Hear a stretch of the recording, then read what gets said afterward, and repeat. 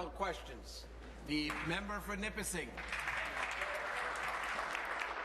Good morning, Speaker. Good morning, Premier. My question is for the Premier. There was so much damning evidence at the Justice Committee yesterday, Speaker, I barely know where to begin. We heard from Cabinet Secretary Peter Wallace. He testified that on July 27th of 2011, Cabinet was made aware of Project Vapor, the code name for the Oakville gas plant cancellation. Premier, you were part of that Cabinet and there at the time of those many briefings. But a year later, you stood in this legislature and said all the documents were released.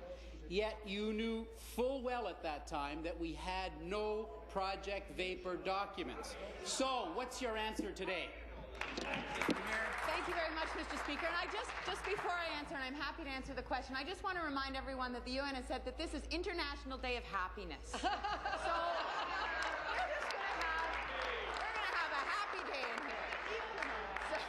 So, Mr. Speaker, Peter Wallace also said yesterday that I'm satisfied that the Ministry of Energy responded to the request in good faith and worked appropriately to provide the documents requested by the committee, Mr. Speaker.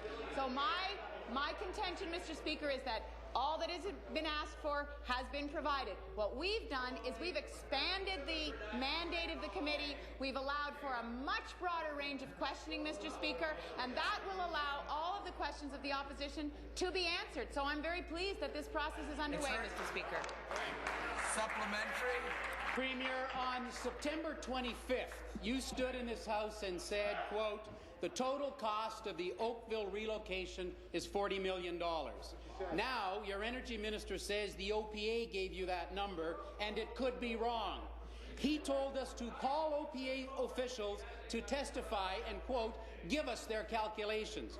Well, yesterday, Speaker, we did exactly that, and they said to us on September 24th, quote, a memorandum of understanding stated there would be other costs to the relocation in addition to the $40 million. But, Premier, you told us the total cost was $40 million when you knew one full day before that was not correct. I'm sensing a pattern here, Premier. So, today, what's your answer? Minister of Energy, Mr. Speaker. Minister of Energy. Mr. Speaker, in a news release on September 24, 2012, the OPA stated that the sunk costs for relocating the plant were $40 million, and that they took on gas management and turbine costs in exchange for a lower price for power. This was confirmed in committee yesterday as well. The Memorandum of Understanding the opposition is referring to has been public and available to the opposition since September. Also, the Oakville plant contract has been online 500 pages since December. Mr. Speaker, we have been open and transparent throughout the entire process. That's why we asked the Auditor General to look into the costs of the Oakville relocation. The costs that the OPA spoke of yesterday have been public since September. This is not new. So let's allow the Auditor General to do his job. Answer. Supplementary. Thank you, Speaker. So, Premier, we've now heard first from the province's top bureaucrat that you knew one thing to be true, but the legislative record shows you said something completely opposite here. And then we heard from the Ontario Power Authority that you knew one thing to be true, but your legislative record shows again you said something completely different in this House. Shameful. In your media interview yesterday, you said, quote, to the best of our ability, at every juncture we have given information that we had.